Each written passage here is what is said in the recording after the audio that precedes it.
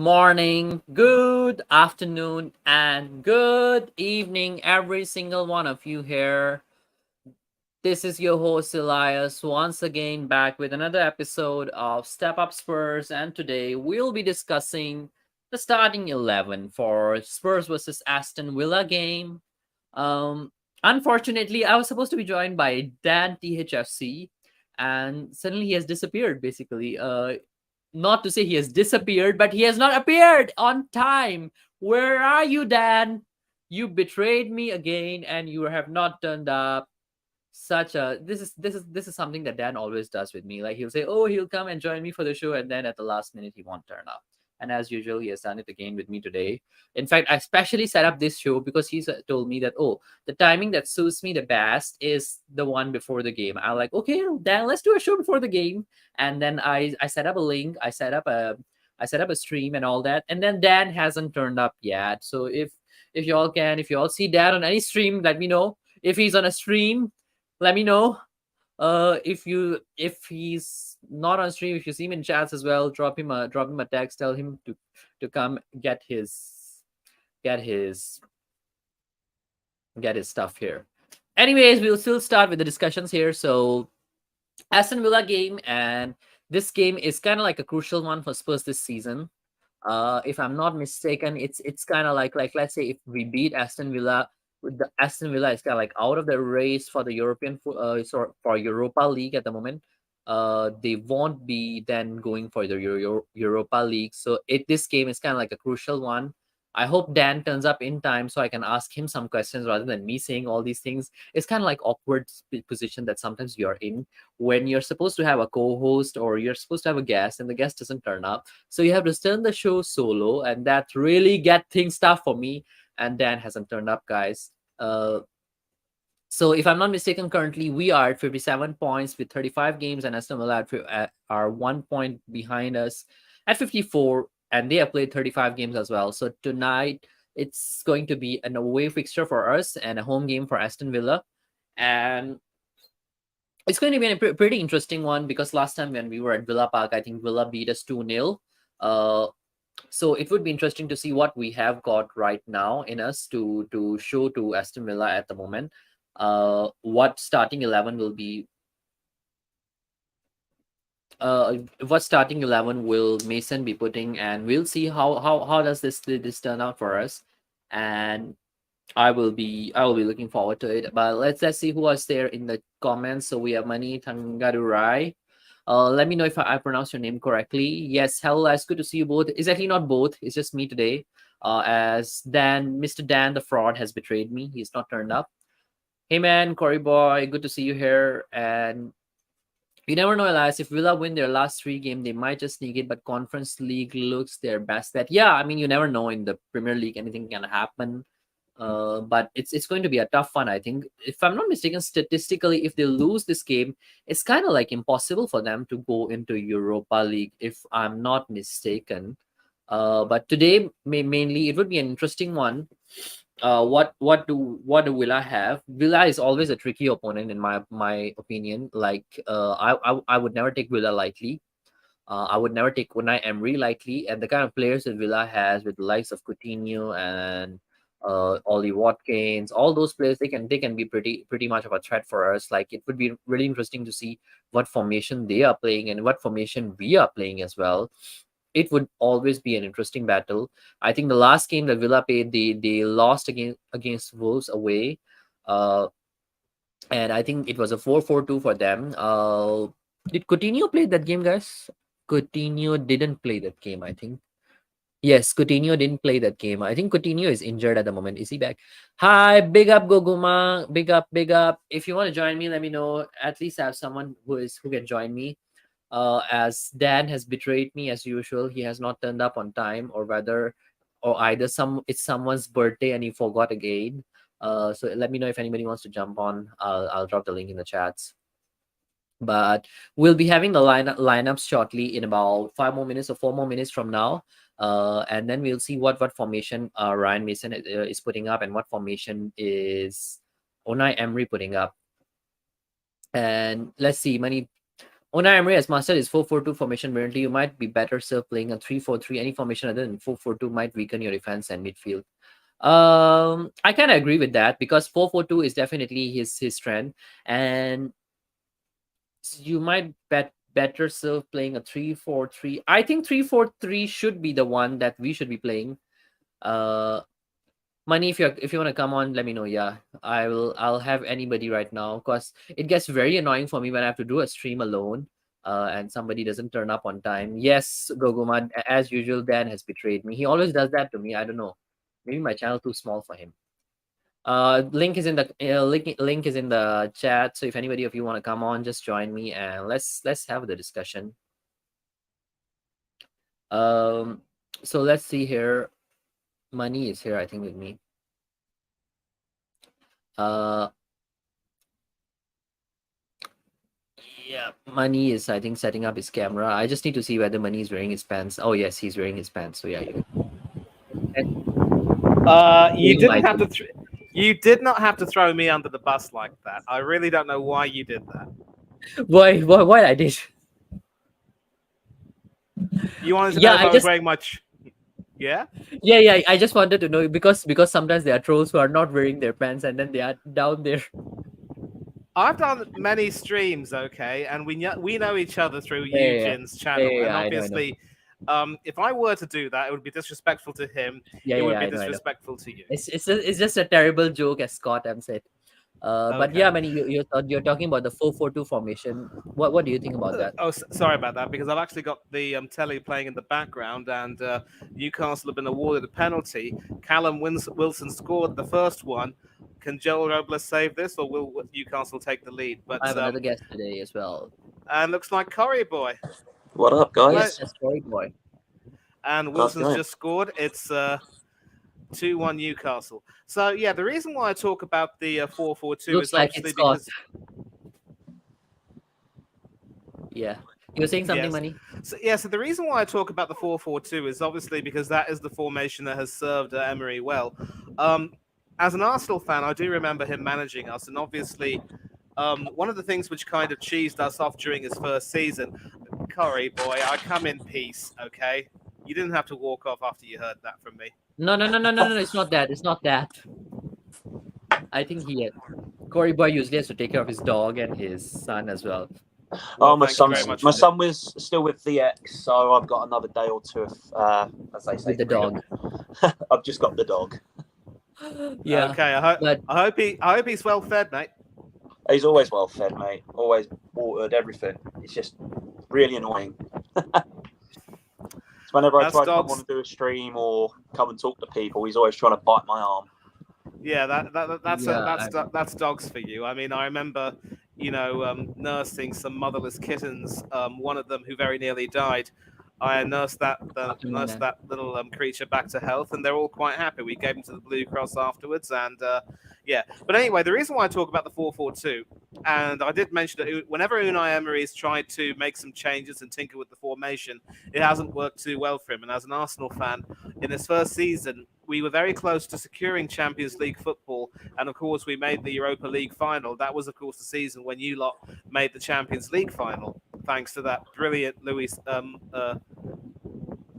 Lucas Moura hat-trick against Ajax. Those were the days. Yep, exactly. You thought they'd never end. The only thing Lucas Moura has done decently for us apart.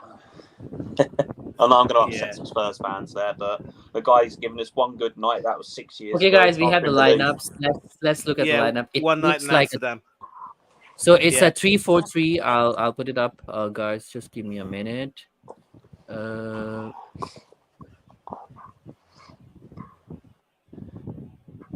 Okay, I'll put it up now for us. It's a 3-4-3. Share screen. And here we go. Okay, so it is back to a 4-4-2. Now, normally the thing about the 4-4-2, which Emery sort of employs, is that it often, forms a kind of a diamond formation. So you got John McGinn on the left and Jacob Ramsey this time on the right. And then Douglas Luiz and Camara in the middle. I'm a little bit I'm not really too convinced by Camera, to be honest, because he has a horrible tendency to, not control the ball very well, and that sort of has cost Aston Villa a few games. But obviously, sometimes if Buendia ends up playing over there, then at least Watkins can have another striker like a John Duran or even a Leon Bailey alongside him. But that's sort of the way it works. So it's back to a 4-4-2, back to basics. Konsa and Mings in the center of the defense. They're also, along with Alex Moreno and Ashley Young, they're the ones who normally start Villa's attacks by playing it from the back. A short pass from Emi Martinez, either to Moreno on the left or Young on the right. Basically, mainly Moreno on the left because he's the one who's able to bomb forward really well. Young doesn't really have that much in terms of pace, but he certainly... he's got the football knowledge. He may be 34, 35 now, but he's still got the footballing knowledge to be still a pretty decent defender. Absolutely, you're absolutely right. But of course, I do remember seeing Villa play against Leicester. Harvey Barnes skinned in for pace down the left and was able to poke the ball past Emi Martinez, of course, a former Spurs goalkeeper. And I'm sure that there'll be no love lost for him among you lot. And that's normally the way they play. So that four-man midfield will be a sort of a diamond formation where they're in each other's sights and they sort of are able to move the ball amongst themselves. A good passing network, and then they get it up front to either Watkins or Buendia. If not Buendia, then maybe he comes off and then John Duran or another striker will come on. So, as expected, it is a 3-4-3. I think if Spurs never ever play a back four again until the end of the season, it will be too soon. Because when you don't have the numbers in midfield, you can get a little bit overwhelmed. And it looks as though there's no room for Ivan Perisic, who I think has started to slow down a little bit. So you've got Porro and Ben Davies as your wing backs, as it were. Højbjerg and Skip. Actually, I prefer that. Yeah. And then, no Eric Dyer again. Yeah. I mean, at least what are Romero, your thoughts? Yeah. Sorry, what are your thoughts, by the way, on Aston Villa's front two of Buendia and Ollie Watkins? Do you think that pairing, like, because Buendia is kind of like a very creative player in a way, he can play as a number 10, as he's a number 10 basically. But when you play that as well, I think, does it help Ollie Watkins having someone as creative like Buendia around him to like score and create opportunities? Sorry, why am I referring to it as your team? Sorry, it's the former Arsenal manager. Aston Villa is not your team. Sorry, my man. No, it's okay, because obviously, there's a former Arsenal goalkeeper playing, and Callum Chambers also is an ex-Arsenal defender, and there is some talk about the likes of Emile Smith-Rowe and Kieran Tierney possibly joining. So he's effectively turning it into Arsenal Villa, which is a little bit of a nice pun there. But you talk of Emi Buendia being the striker. Obviously, I do liken him almost, not completely, but almost a little bit to the sort of a role that Dennis Bergkamp used to play for us when Arsene Wenger used the 4-4-2 very often. But Buendia's role for me really would be best in the midfield, in the centre, where he can certainly provide some creativity. And then you'd have someone like John Duran or even Bertrand Traore, partnering Watkins. I think he's opted to keep Traore on the bench because that may be where he's best suited. He can sort of come off the bench and sort of score a goal as a super sub, as it were.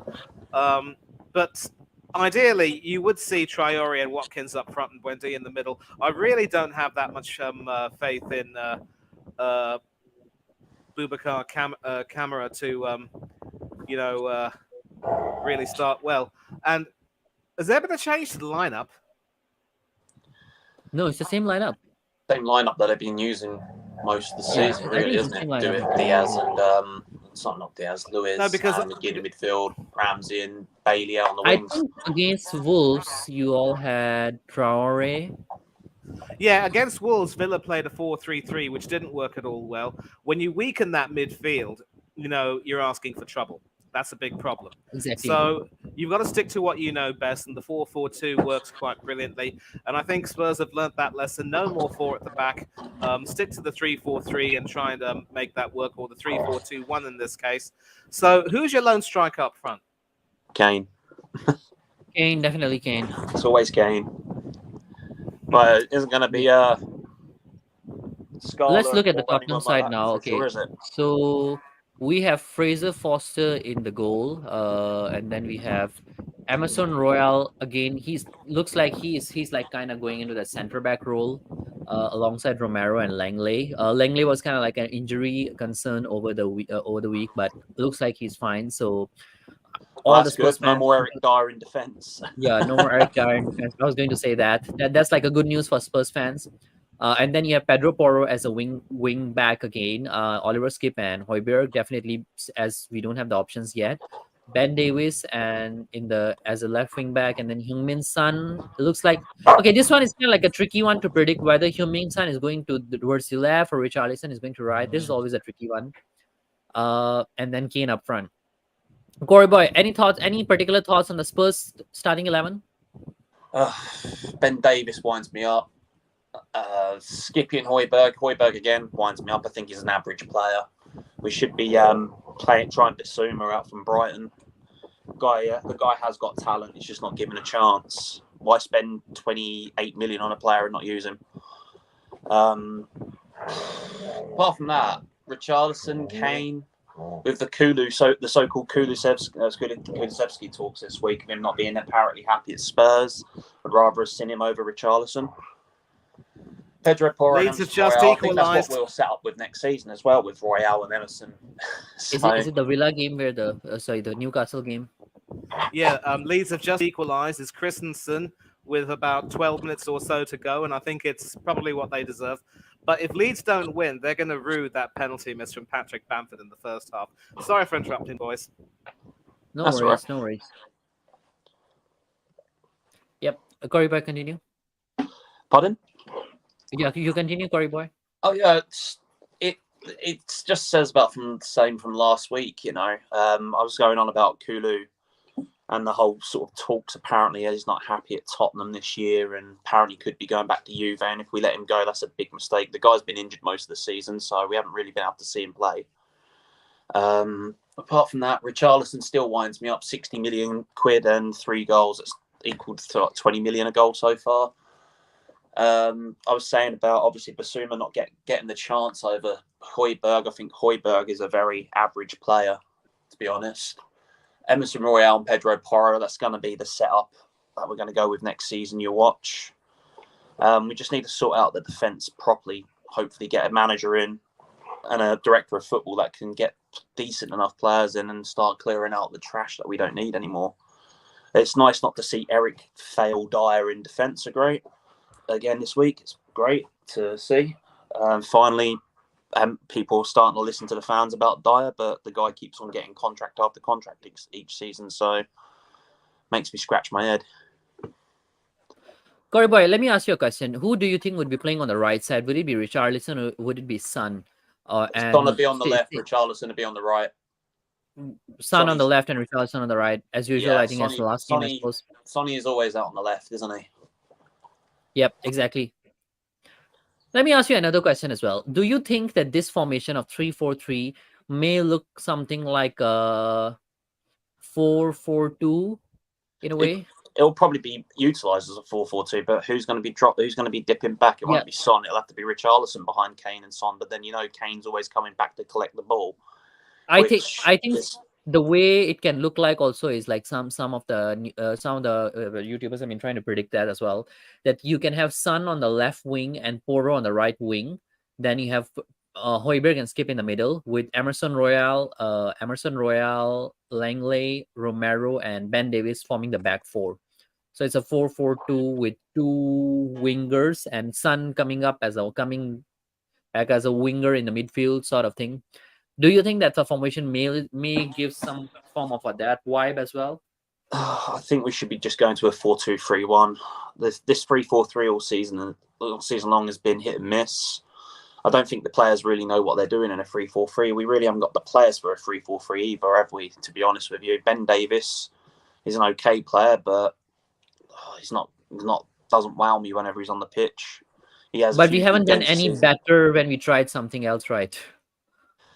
What else can we do? Because we haven't got really the players to play in the positions now, have we? If you go back 4 or 5 years ago, we had pretty much 2 players for each position. Now we've got the drag ends of what was left out of Poch, and players that have left us since Poch, have all gone off to do things and win stuff. So it just says a lot about what we are as a club, really, for the last 22 years under Enoch and Levy. I'm not trying to make this an Enoch and Levy out stream, but you can see where you can it's talk going. about it anytime You you want to talk about Enoch and Levy out. My channel very open. You can generally see the way the team has gone since we won the League Cup. We have been predominantly buy a player, hope he becomes good, and then sell him on. Let's list off apart from Ali, list off the names that have come and gone that have been in our team. You've had Modric, you've had Bale, we've had silly dog, Robbie Keane leaving us. Players to make shift weight to try and bring in the next player that's supposed to do the next big thing. We've been that club for the last 20 years. We had 2 seasons where we didn't sign anyone because the money was going towards the stadium, and that's the point after the Champions League final where Poch said, "Look, I need to reinforce this team," and he was ignored. Then we were stuck with players that are aging. Alderweireld was losing his pace. Jan Vertonghen was losing his pace. They were both getting slower. Danny Rose was starting to lose himself, unfortunately, due to mental problems and mental illness. I can understand that one. And then for the last 7 years, we've been trying to find a replacement for Kyle Walker. Our midfield has collapsed in 10 in the last 7 years. We've been replacing players like Modric, Bale with players like Gill and Højbjerg. Instead of going out and getting a quality replacement, we've gone out and got the manager's bargain bin specials. Yep, exactly. I'll come back to you, Corey Boy, in a second. Money, I want to ask you one more thing. As you know, the way Unai Emery plays and all that. Now I'm gonna go and look at the subs actually. Who do you think, like, let's say at the 60th minute, 70th minute, if they're in trouble, what kind of subs do you think Unai Emery might make to change things a little bit, to surprise the game, to add in a bit more of flair in the game? What do you think are the kind of changes Emery would make to upset Spurs? Because Spurs bench is notoriously bad. If you look at fine question there. And normally one sub who does come on is the number 16, Callum Chambers, also ex-Arsenal. Not for any real tactical reasons, but just to, shore up the defense and provide a little bit of, some added security at the back. Obviously, Diego Carlos has returned to full fitness, and I think he made his return. It'll be interesting to see if he comes on. Cash is on the bench too. Maybe he'll come on and replace Ashley Young. But those are more of the defensive substitutions. If you can just scroll down a little bit, and let's take a look at what the midfielders and the things are. Yeah, I think the lineup had Camara starting, but now he seems to be on the bench, and Bailey has come into the team, which is a bit of a surprise. I do like Leander Dendoncker, who was purchased from Wolverhampton. He obviously lends a little bit of solidity to the midfield, even if he isn't exactly the most dynamic of players. Good to see you, Adama, today. Yeah, but these 2 substitutes, John Duran and Bertrand Traore, I'm really, really quite impressed with them because the best part about having these 2 strikers on the bench is that you could obviously, if you want to replace a midfielder with a striker, you could bring Buendia back into the middle 4 and then have either Duran or Traore on. So I really don't rate Camara that much. I think it's from what I've seen him in his first touch isn't really that good enough. But either Duran or Traore, my guess might be Traore could come on for one of the midfielders, and Buendia can sort of go back into the midfield. So it does sort of epitomise how important Buendia is to the team. But another really important person, it has to be their captain, John McGinn. Of course, Jacob Ramsey. Both of those players lend a great deal of dynamism on the wings. I mean, and now McGinn, of course, has come into the centre, and Bailey's on the right. And Bailey, he tends to be a little bit inconsistent, but whenever he's on form, he can score some really good goals and provide some really, really good pace down that right wing.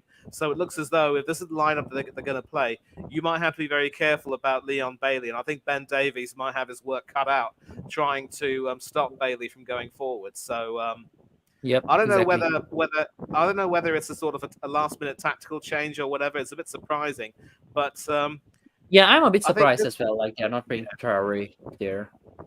Yeah, it's a bit of a surprise, obviously, but I mean, but Traore, of course, will be on the bench, and he may come on for one of the midfielders. It could very well be Bailey who comes off with McGinn going back on the right and Buendia going back to the centre, and then Traore coming on. And you know, it's a more than decent bench. I think Chambers and Diego Carlos can replace either one of Konsa and Mings if they get tired. But let's not underestimate how important Konsa and Mings are to that back four, especially with Mings's dominance in the air. And then Cash, of course, should be able to replace Ashley Young if he starts to get a little bit leggy. If you do get past Leon Bailey, Ashley Young could easily be targeted if you've got the speed. So if you were to have Richarlison on the right, I think Richarlison on the left, I think his pace could prove a bit too much, or even Son's skill.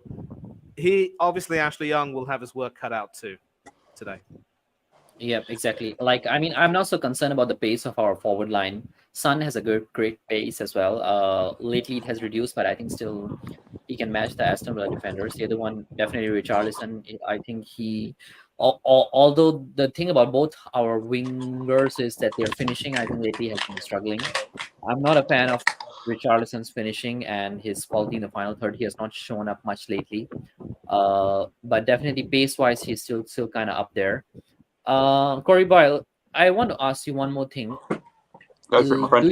Do you think since we have Son and Richarlison up there, would we see at some point Kane dropping in deep and trying to like release the balls for Richarlison and Son, so that they can take the upfront sort of a role rather than Kane, because Kane tend to do that sometimes. We saw it under Conte as well. We saw it under Mourinho as well. He has developed like that sort of a De Bruyne role. Yeah, he has. I mean, I think his position now is more class as false nine, isn't it? Drop deep back, get ball, pass it off to whoever's in front of him. If he scores a goal, fantastic. But it's literally his role now is come back deep, get ball, look for the other two running.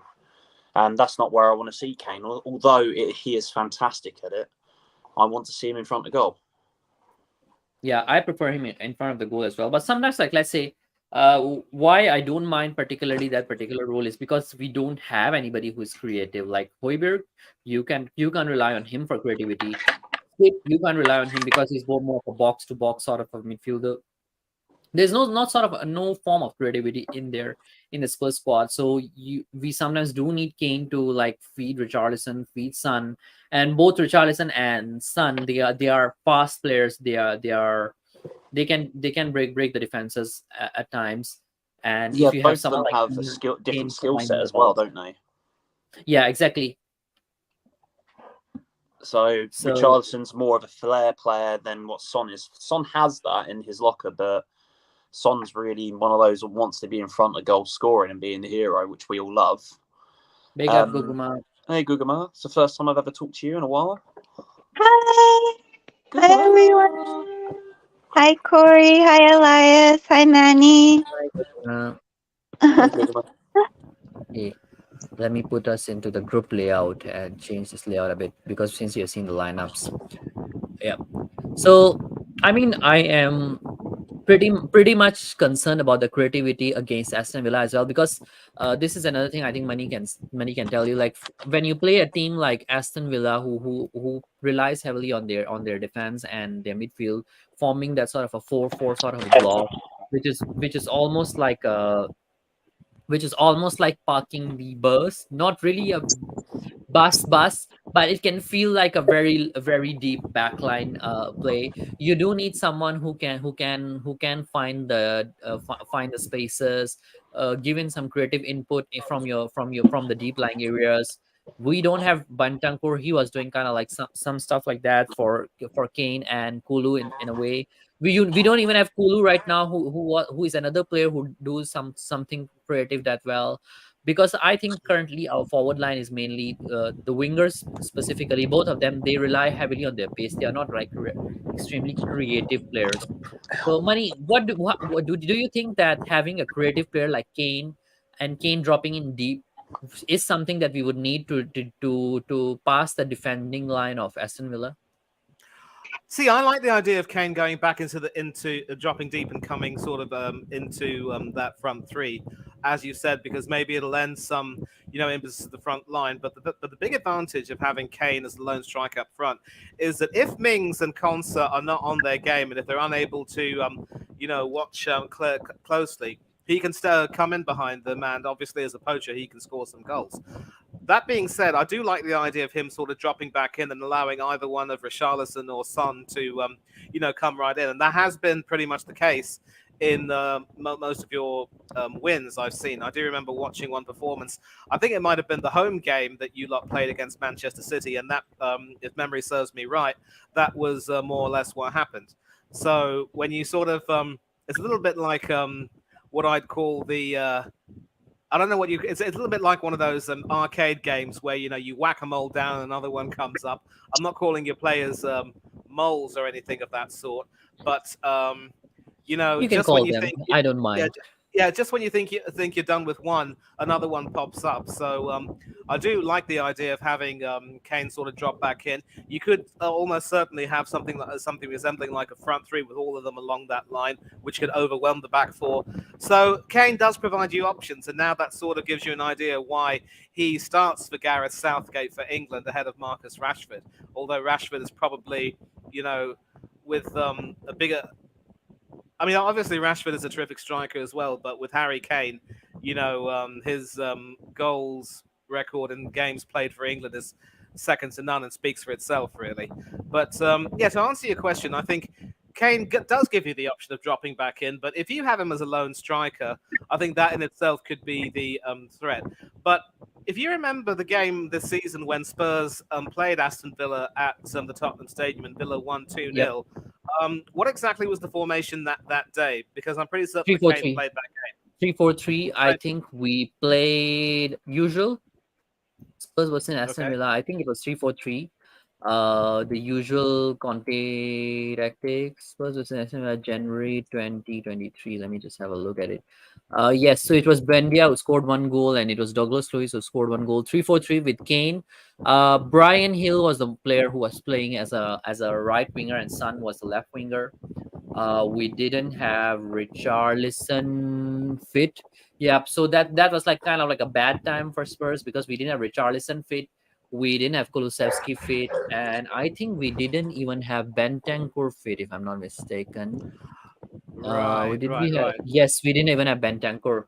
So it was a tough one. But now you have Richarlison there, you have Kulusevski there, you have Skip and Hoiberg there in the midfield, and defense wise also you're kind of better. So slightly different formation, but yeah. Oliver Skip is actually going to be one of your success stories this season. He's gone from being more of a fringe player to now being given a lot more responsibility and actually earning a start in that team. So I think, as long as you keep him in the team and are able to keep some of the better players in the team, you can at least build on that for next season. But if Eugen were here, he'd tell you right now that Son and Kane have been running to the ground so much, you just don't know if they will have the appetite or the desire to stay on beyond this season.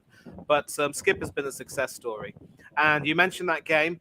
Obviously, without Richarlison, I think without that, the pace he had, the ability to get in behind the defense as well. If you watched Brazil and how they played in the World Cup, he was arguably their best player as well. So, yeah, this is going to be a rather difficult game for the Villa. But of course, at Villa Park, they do have a more than decent home record. I think they've only lost to... obviously, losing to Leicester and Arsenal didn't really look good, and they also lost 3-1 to Liverpool. So it's not exactly a world-beating home record, but it's pretty decent, and I think the crowd's going to be on their side. So Ryan Mason and his boys are going to have their work cut out. Yeah. By the way, Guguma is here. I just want to ask you, Guguma, what are your thoughts going into this game? What are your feelings, general feelings? Share with us before you head off to watch the game. Sorry, Elias, I'm outside. Yeah. I don't know. I'm kind of nervous. Because I keep hearing that, Villa is like on the up and they've been doing well lately. So I'm kind of nervous about that. But I don't know, because like Mason with our result last time, maybe like he's starting to get something going with the team, especially with like team spirit and stuff. So I think we have a chance. So I'm trying to be positive. I As think always. like I think if we're in a good mindset and we concentrate and focus, then we can win. Hmm. Yeah, I completely agree. Concentration and focus would be the key. Because when you play a team like Villa, when you play an experienced manager like Unai Emery who can capitalize on any of your weaknesses, I think your concentration, your mindset, and your discipline would be the key. Because one mistake here and there, uh, 2 minutes of just carelessness, and I think, bang, a Yeah. goal comes. And I Hmm. would say that their players are kind of more creative in the creative department. I think Aston Villa has an edge, I would say. Some of their players that I would say John McCain, Buendia, Douglas Lewis, even some of their defensive players like Ashley Young. I think they're kind of like creative players. Maybe they are not like the best ones, but they know how to find the gaps. They know how to find the pockets to supply the balls to Ollie Watkins and Buendia and towards their forward line. So it will be a tricky one. I completely agree with you. They're But also before a very fast team, aren't they? Like I kind of notice when I watch them play, they're very quick. They have I pace. think they are Pacey fast in their players. transitions. They are fast in their Hmm. transitional play, uh, and they are fast with the way they supply the balls to the forwards as well. Like they are really good with their vision. So tricky opponent, Hmm. as I said. But before you go, Goguma, what is your Hmm. score prediction? Score prediction? 2-1. Spurs. 2-1 Spurs. Come on, you Yes. Spurs. It's a good one. I'm going to go 2-1 Spurs, but it's going to be a last minute winner, I think. Yep. Yay, By the way, Chloe! a great update from Money as well. Leads to Newcastle drop points. I guess it kind of doesn't matter. Like we can't catch Newcastle anyways at this point. But Not mathematically over, but we don't get a yeah, we result here can't. today. It's going to be tough. Yep. So it's going to be tough regardless. And I would say that this game is kind of like a crucial one for us as well. I think the Brentford at home is going to be a tough fixture. Leeds, I'm not that concerned. Uh, Corey Boy, I want to ask you Yes. one more thing. In terms of Spurs and their subs, we have a relatively better bench than what we have. So we have Brendan Austin there as goalkeeper, Davinson Sanchez. Yves Bissouma is, by the way, back on the bench. It's good to see Perisic on the Yves bench. back.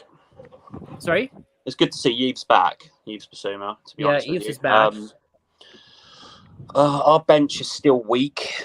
We still haven't got like for like replacements where we need them. It's tough. It's going to be a hard running for the rest of the season, to be honest with you. But we Yeah. have to make do and see where it leads, because Hugo basically spit his dummy out of Newcastle. That's the end of it. Regardless if he's got an injury or not, he's faking it, I feel. He spat his dummy out. The team have lost confidence in their captain.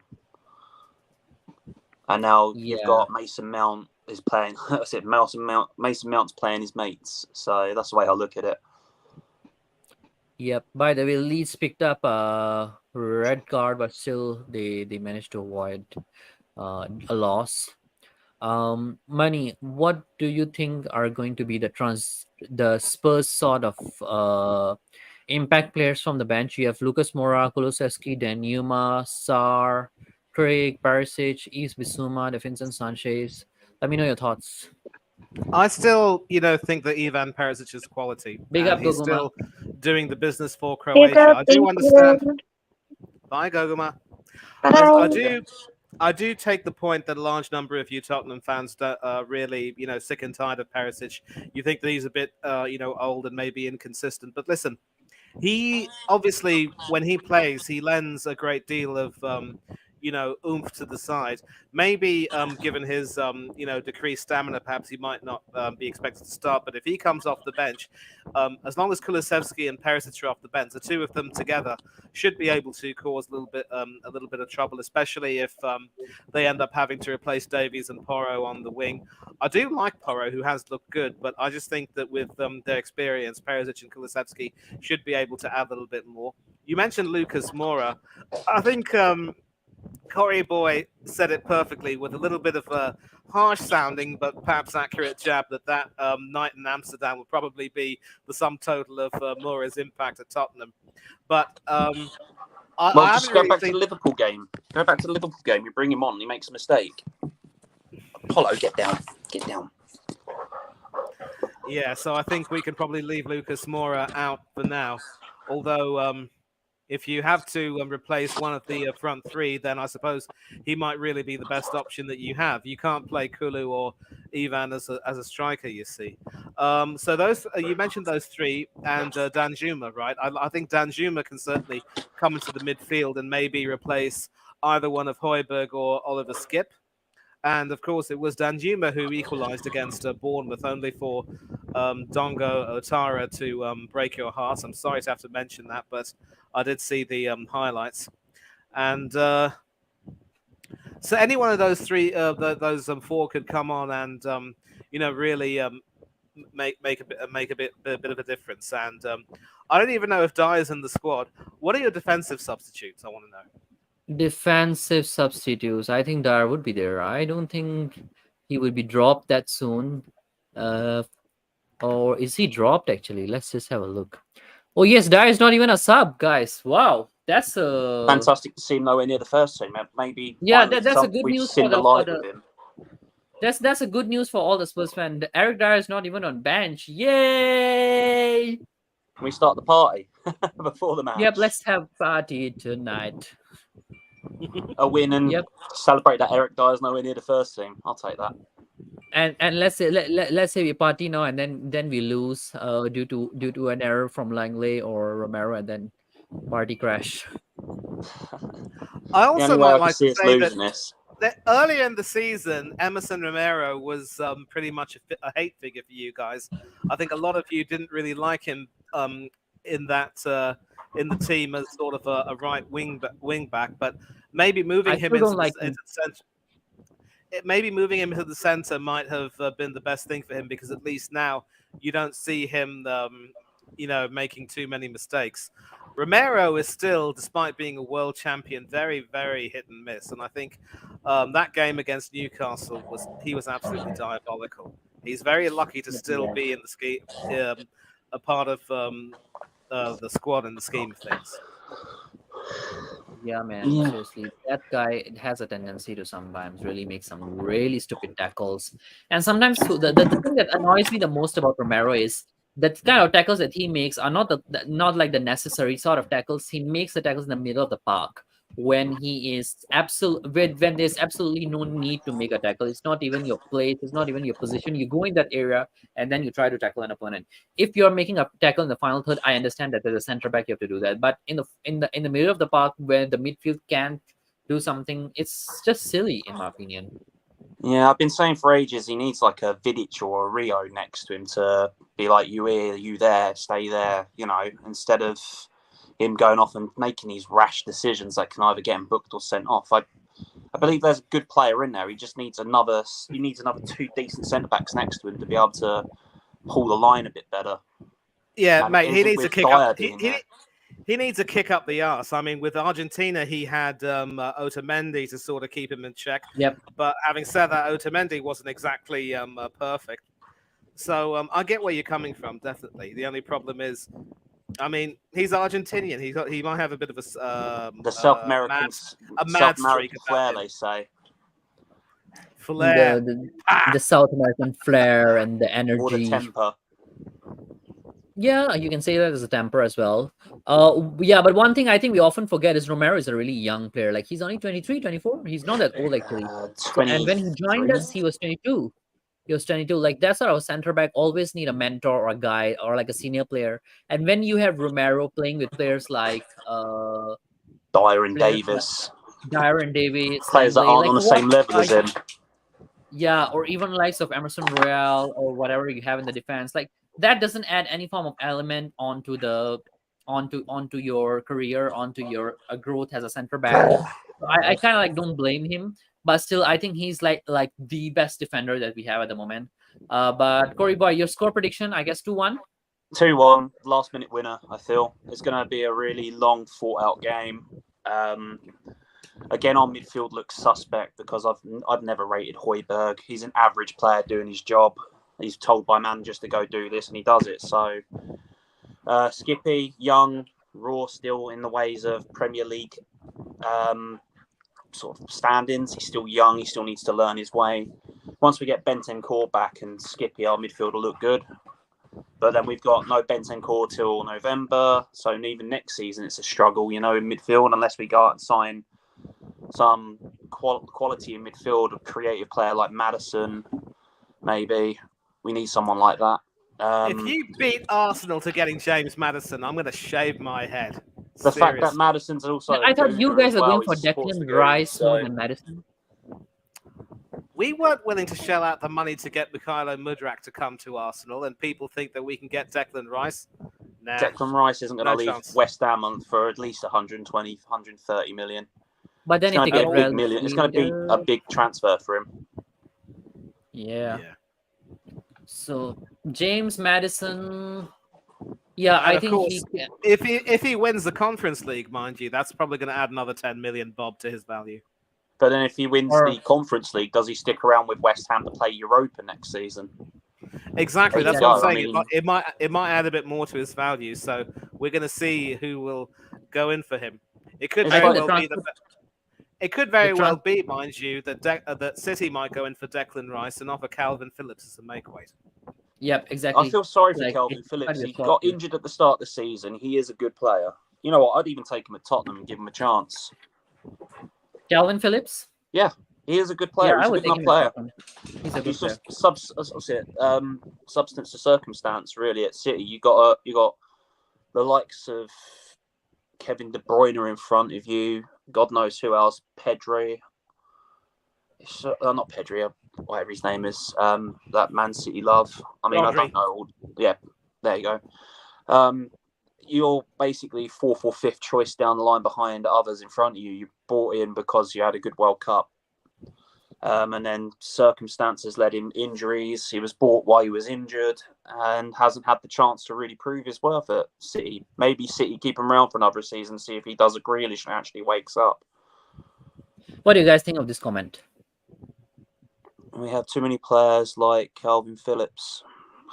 We have too many substandard players like Calvin Phillips. Calvin Phillips is a level above some of like your Højbjergs or Skip, because he's proven in playing for England. He is a very good player. He's a creative defensive midfielder, so he can actually get the ball forward and he drops deep to get the ball from defenders. That's what we want. We don't want Kane dropping deep behind the wingers to get the ball. We need someone like a Phillips to hold the line, and then obviously either Skip or Bentancur in front of him. Yep, I absolutely agree. I think Calvin Phillips is like kind of ahead of someone like Skip and Bissouma. I think maybe not maybe at the level of Højbjerg and Bentancur yet, but he's kind of still ahead of them. Yeah, I know that he has played like 50 minutes this season, but I think he's a quality player in my opinion, and he has somehow a creativity with him as well, which I admire. He's got more creativity than Højbjerg. Højbjerg just runs up and down the pitch, destroying the ball in front of himself, and doesn't really do much. He's there, like I said, to do a job in midfield, and he does it, but he's not a great player. He's an average player we brought from Southampton. Exactly. Score predictions from your side is 2-1. I think I'll go for a 2-0 win for Spurs. Manny, what do you think? I'm sorry to have to disappoint you guys, but I think Aston Villa are going to be fired up for this, and they know that if they beat Spurs, they'll still very much be in the hunt for a Europa League position, or at least a Conference League if they can make sure they do as well as they possibly can. It's still in their hands.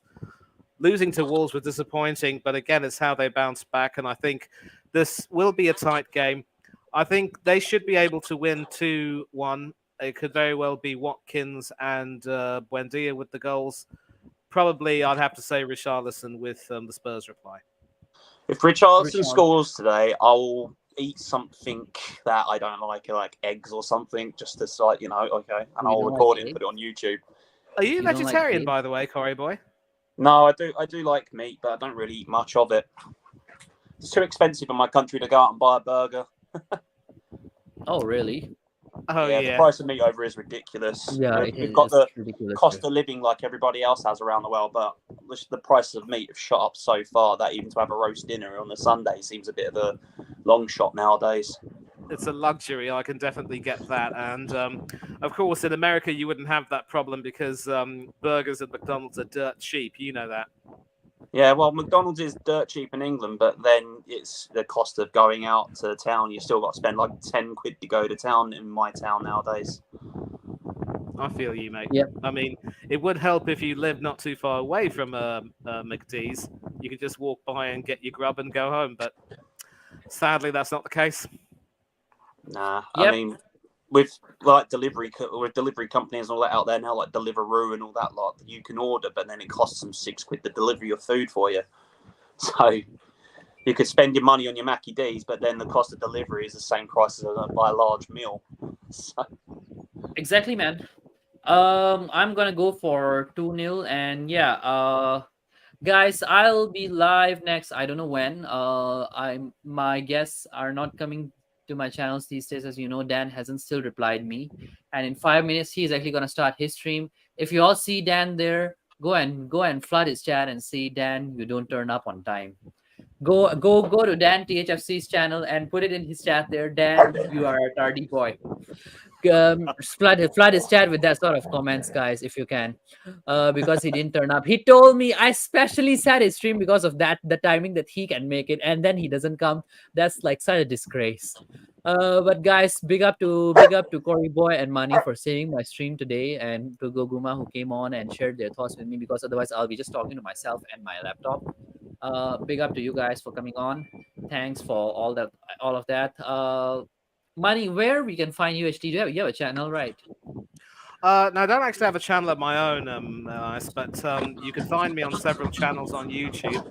I am trying to restart the S. Featley channel. Obviously, Stephen Featley, may God rest his soul, is no longer with us. And he wanted to see this channel continue, but there have been a few issues. Obviously, the family's still, trying to recover from the loss, and they had the funeral not too long ago. I will make sure that things are working on that front. But you can catch me on several other Arsenal fan channels, mainly Del Boy Gunner TV, also AFC Talk Show TV, and Tony Claude Gunner TV, and Danny AFC TV, where I do a few watch alongs with him. Gunner. No, not Lee Gunner. I can't. He's not exactly my cup of tea. Let's just say I don't want to go too far into that. Also, catch me on Oris Talks Football and Coach's Corner with Hanno Trollope. Also, big shout out to Spurs Asia TV and Luckman Yunus Eugene. Well. That is, of course, where I had the pleasure of meeting both LIS and Cory Boy. And I'm always happy to come on Tottenham fan channels as an Arsenal fan who doesn't engage in banter or snide, who comes in peace and who wants to. On my channel, you can engage in banter. I don't mind. I like talking to fans of other teams that are supposed to be our rivals, but actually know what they talk about football instead of making it a tribal argument all the time. I love on it. my channel. I do also, we're better than on you. my channel. I do also nasty stuff, guys. I call out people. I mud the wrong guns. I do all sort of things. So feel free to do anything you guys want as well. But listen, I come in peace. I come to have a proper discussion. I always say that if we can't agree to disagree without being disagreeable, there's no point in having a discussion.